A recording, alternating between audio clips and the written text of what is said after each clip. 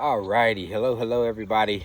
Hope y'all are having a great day today. I apologize, it's a little glum, a little gloomy out here today.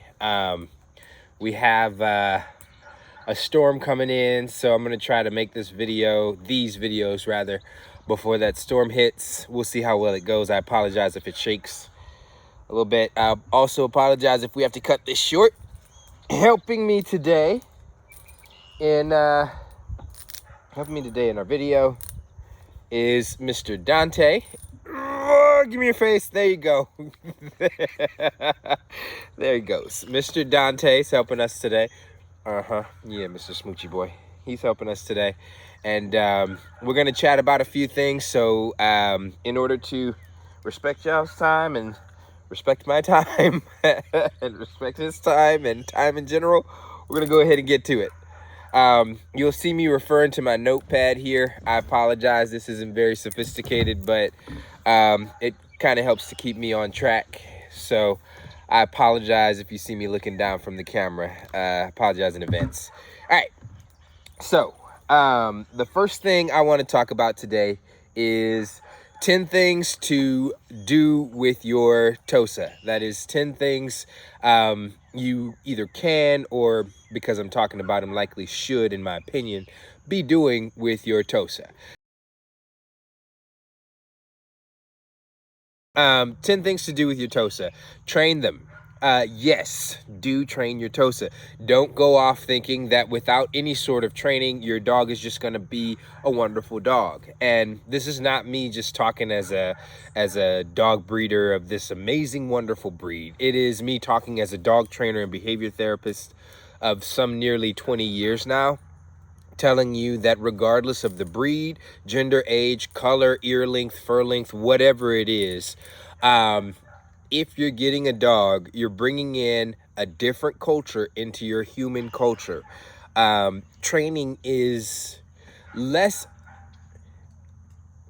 Oftentimes we tend to think of training as tricks, sit down, stay, come. We tend to think of it as neat things that we can show people, and we don't really tend to understand the importance of it. Training is if it's properly executed, training is the door through which you can communicate with your dog, which the importance of that is that, again, you have a culture coming into your life that thinks it's perfectly fine and perfectly okay to communicate with their mouth. With a dog of this size, that mouth can reach a lot more. You know, I mean, that's not even the half of it. In their culture, right? Everywhere is a restroom, and there's nothing that can't be chewed aside from the things that either chew back or have protection against chewing, like a porcupine or a skunk. You know, so when it comes to it, training is imperative, and I'd liken it to school education. Would you expect your child to grow up into a responsible and competent adult if you don't give them any sort of home training, any sort of school education, any sort of opportunity to socialize with other kids, things like that? For a dog, we call it training. For a child, we call it raising them. You know, so when it comes to it, just keep that in mind when looking at training. Next up, exercise. Exercise is going to be super important when it comes to Tosas. Yes, there are dogs that are bred more for show, and they don't seem to need to require more exercise than the average dog. So I will say that. But I've never seen a Tosa that didn't do better with more exercise. And I'm going to say that again. I've never seen, met, or worked with a Tosa that didn't do better with more exercise. So when it comes to it, I'm going to say exercise is key. That in mind, we're going to get into this more and more as we talk about these dogs. But for now, just know, exercise your dog smart. Or should I say rather, exercise your dog wisely. Don't get a 2-month-old puppy and then go run 20 miles. And don't get a 5-year-old dog and then take a walk around the block and think that it's okay. No, you need to match your exercise to your dog, where they are in life, what their energy is like. So even if I have a super high energy puppy, you're not going to see me do a 10-mile hike with them. They need to finish growing. Their growth plates are going to be open for an extended period of time. And just like you shouldn't send a kid that's less than 18 years old to go work out in a gym, you shouldn't be sending your super young, unfinished puppy to do extreme workouts. So same thing with weight pulling. You can do things that practice the form. You can have them wear the harness. You can have very light weights, but you're not going to load them up and do super serious weights. And this is kind of the same as nutrition, which is the next thing. We'll segue into that here and now.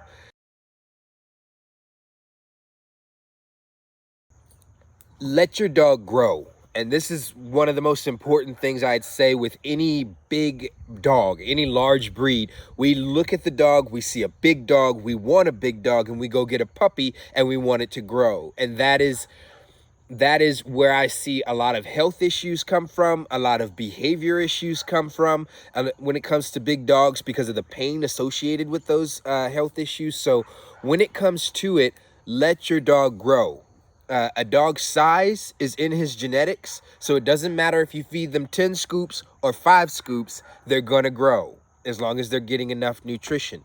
Don't give them too much food. Don't try to have them fill out before they're 5 years old if it's a boy. Don't try to have them fill out before they're 3 years old if it's a girl. Let them grow. Your Tosas should be very light. They should have a very, very high tuck up. You shouldn't be counting rib bone spines on their back, but you should be able to see the last 2 or 3 ribs for quite some time. Then once they get to reach full maturity and they're done growing, especially they're done with their fast growth stages for about that first 1.5 to 2 years, then if you want to put a little bit more weight on them, that's fine. But understand that the more weight you put on them, the more it's going to be a hindrance when it's time to exercise them. So balance that. When it comes to exercise, exercise is going to be super important, but just the same, nutrition is going to be super important. Make sure your dogs are getting a proper diet. Don't overdo the calcium when they're doing their fast growth stages. Balance is the key. If you run away from calcium, you're going to have dogs that are very poorly developed. And if you overdo the calcium, you're going to have dogs that have some very, very big joint problems and bone structure problems later on down the road. If you further exasperate one of those two problem scenarios with the fact that you are either under or over exercising your dog, you can have a dog that can develop some very, very serious health issues very quickly. And again, these aren't things that are genetically caused. These are things that are caused, we'll say, environmentally. And while the possibility is there, genetically speaking, it's not something that I would say is in their genetics. You know, it's something that I would say that can be done if you're not careful. And you can do that to any dog, any large dog. I apologize in advance if SpaceX starts testing their rockets in the background. We're going to have to pause for a little bit, but just so you know, yeah, that's definitely a thing where we're at. You can hear them for like 30 miles in any direction. So anyway, next up, actually, while we're talking about nutrition, one thing I'm going to say is I'd like to share one of the things that I like to give my dogs. It's sweet potatoes, yams. They're very, very good diet addition. They have a lot of good things on them. I won't get you bored with the details, but that is one of my very favorite things to feed our dogs, both as a meal item and as a treat. So just sharing that out there. If you haven't fed your dogs yams, try it. It's worth it. It's awesome. Unless, of course, they have an allergy to it, I guess. I don't know. Work. Again, with a show line Tosa, you may or may not find a dog that is okay without a job. But again, I've never found a dog that did not do better with a job. So when it comes to it, I highly recommend giving your Tosa a job. And Again, it doesn't have to be anything super spectacular like agility or protection work or anything crazy where you have to go out and spend a lot of money. It could be something as simple as helping you bring in groceries, carrying the water when y'all go for a walk, any number of things that are just everyday part of your life things that give them a job and a role and will go a long way to helping them understand how they fit into your pack or your family, right? Parasiticide, parasite is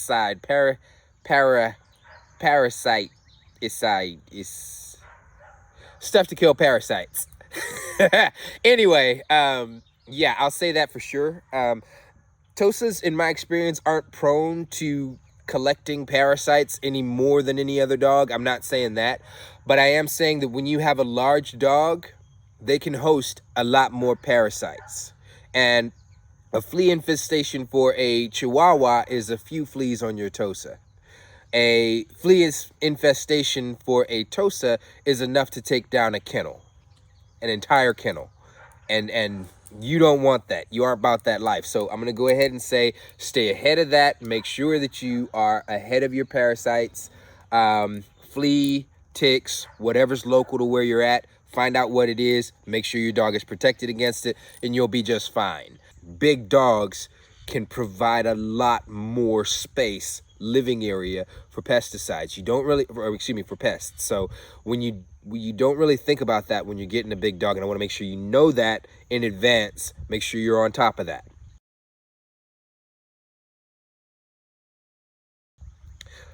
Next thing is a vet. Find a vet, get in contact with that vet, make sure it's a vet that you like.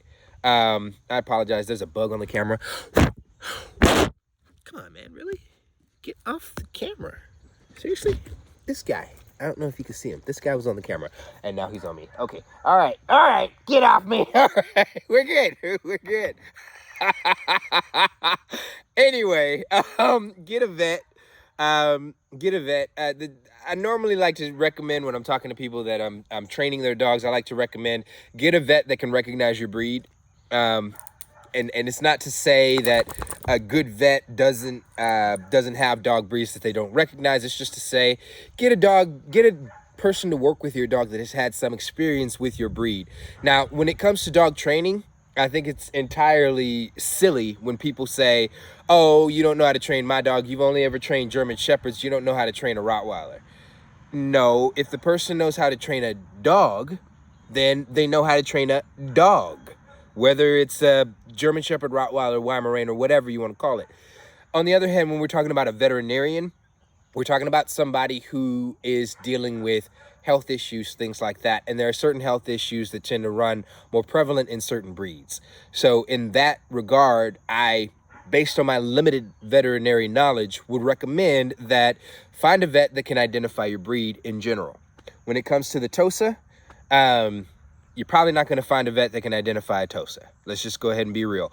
The first veterinarian, the best veterinarian I ever had at the time was a large animal vet who would work with my dogs. And I mean, just sweet little setup we had. Wonderful person, wonderful guy. Never identified my dogs correctly ever in his life, ever in their lives. I mean, he thought they were labs. He thought they were pits. He thought they were Great Danes. He thought they were Weimaraners. He thought they were everything. And the funny part about it was that there'd be times where, again, these are super healthy dogs. You don't have to go to the vet for all kinds of crazy care items. So I might see them once every 6 months, once every year, so on and so forth, for their checkup and their routine shots. And I mean, he wouldn't even recognize that this was the same dog that he worked with, not so long ago. He couldn't recognize it or identify it. And I would show him a picture and he'd be like, "You're lying to me," So, again, the chances of your vet being able to recognize a Tosa, very slim, but do find a vet that you're comfortable with and that you'd work with, that you have some experience with. If this is your first dog, get online, find reviews for vets in your area, get into dog groups, get into neighborhood groups for your area, and see what people say about the vets in the area. See what their recommendations are and their reviews are on Facebook, and stuff like that. Those social areas where people are going to chat them up.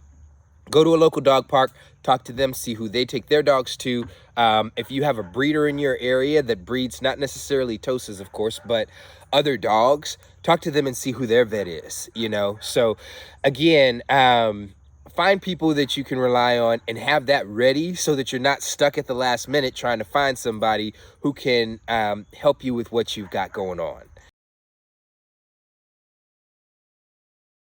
Next thing, family. Tosas are family dogs. I'm going to go ahead and say that. And I don't mean that in the sense that they can't be an outside dog. I don't mean that in the sense that they can't do well in a yard or whatever living situation you have. They're extremely adaptable. But they are a family dog in that they get attached to their family. They want to be where you are.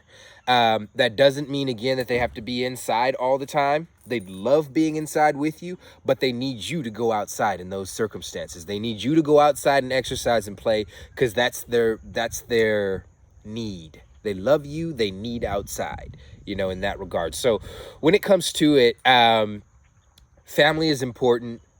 Don't just think you can take this dog, lock them away, and pretend like you never see them again. They need you. Okay, so family is going to be super important regardless as to how your family looks. Might be just you, might be you and 10 other people, might be you and your extended family, I don't know, but family. Next thing I'd say if Tosa needs is going to be respect. Respect the dog.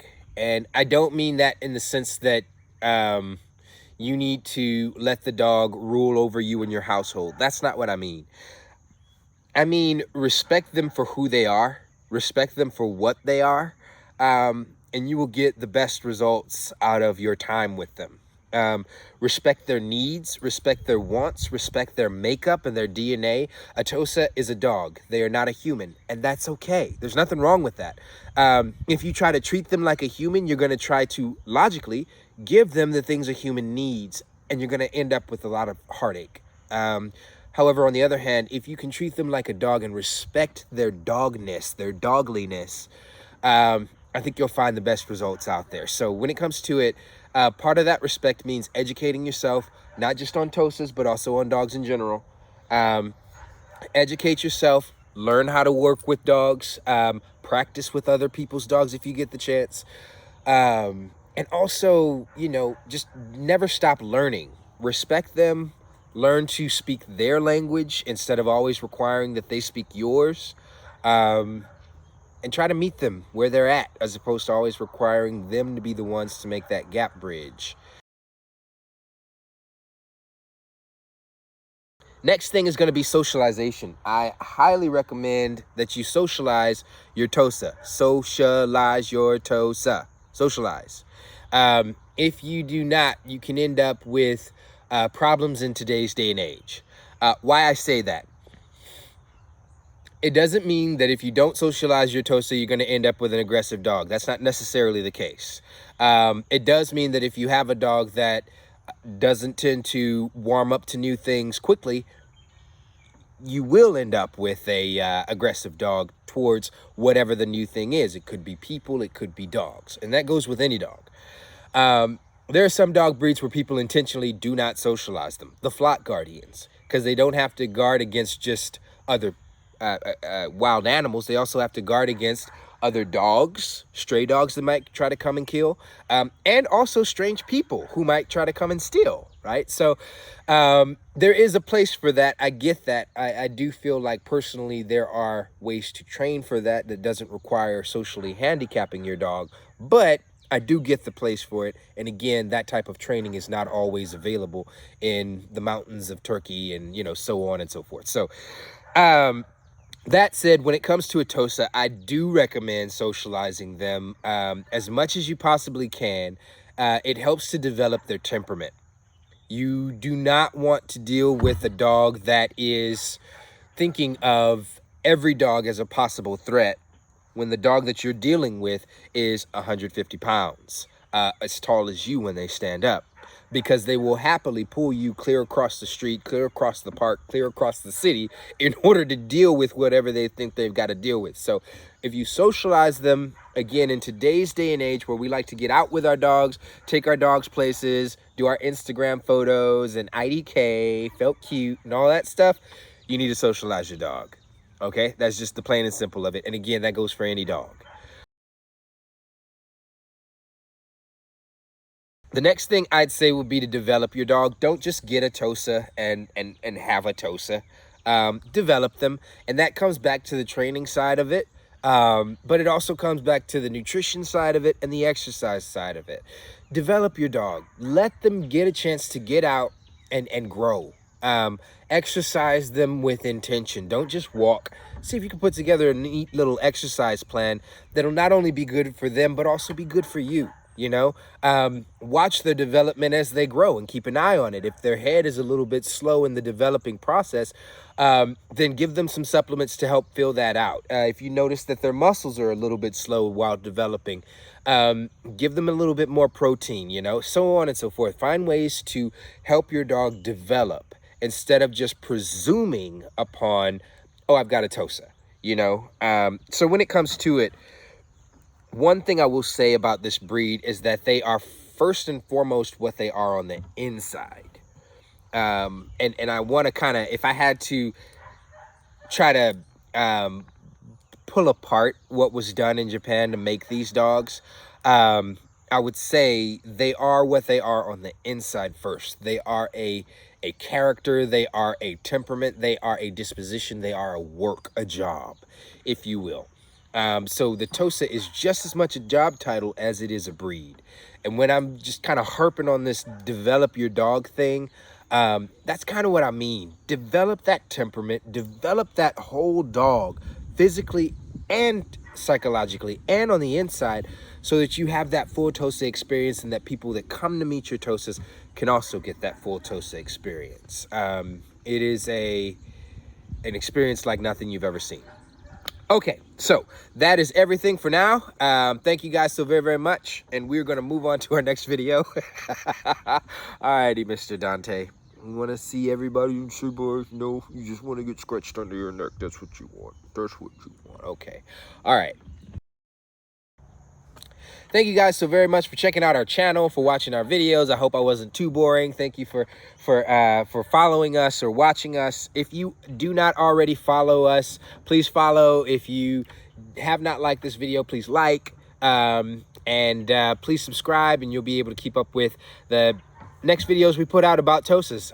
We love what we do here. There'll definitely be more videos, and you can learn a bit more about the breed, learn a bit more about us, and hopefully it'll be stuff that you'll find useful.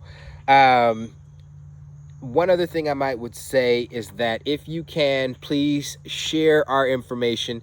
I know a lot of people will say share, but for us it's actually more important. You may not know this, but the Tosa is what we might consider an endangered species here in the US and even in the West. What dogs are out there are by and large owned by people who they don't know much about the breed, and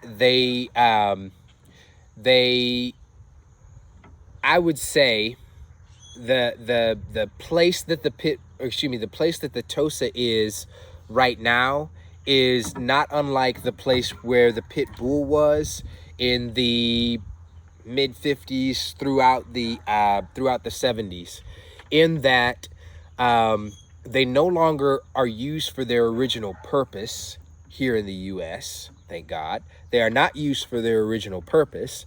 So that kind of leaves a vacuum, and people are buying them less and less as far as the breed's notoriety is going down in that vacuum. But what that opens the door for is for bad actors to get a hold of what remaining specimens there are and use them for, we'll say, nefarious purposes. And when it comes to it, this is a wonderful breed. We just barely got the pit bull to where it's like 50-50 publicity, right? I'd hate for the Tosa to be the next dog everybody hates. So please share as much as you can. Get the information out there about the breed. it took so long for the pit bull to make a comeback, not because of breeding and responsible breeding practice. No, there's always been people that have been breeding pit bulls responsibly. You know, what it took was having people in their corner, advocates, people who could stand up and say, that's not the way pit bulls act in reality. That's a dog that's been abused. That's a dog that's been mistreated. That's a dog that's been mistrained. And that can happen to any breed, you know? And the more that those people get out there, the more you see the pit bull coming out in a better light. You know, unfortunately, it's still got a long way to go, but that was the change. And the same thing is true for the Tosa. We need people who are going to get out there and say, hey, look, that behavior right there, that's not a Tosa. This, that, the other thing, that's not Tosa behavior. This is an example of an unfortunate set of circumstances that befell an individual dog. It is not what is to be expected of the breed as a whole. So when it comes to it, I think it's super important that you share, even more than liking and subscribing, which would be awesome. But share so that the information gets out there and more people learn the truth about the Tosa. All of it, not just the fighting past, but where they are today and where they're headed. Hopefully, more people will see this, more people will share, and the information will be out there. Again, you don't necessarily have to want to get a Tosa yourself, but learn about the breed. We need more advocates. Hopefully, some people watching this will find that true and become an advocate for this wonderful, amazing breed. Thank you guys so much for your time. We'll let you go and enjoy your life and let Mr. Dante get on to his kennel for the day.